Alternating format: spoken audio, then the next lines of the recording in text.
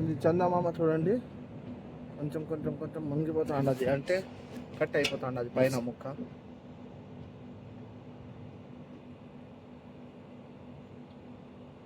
పోయింది, కొంచెం ఉన్నది పైది,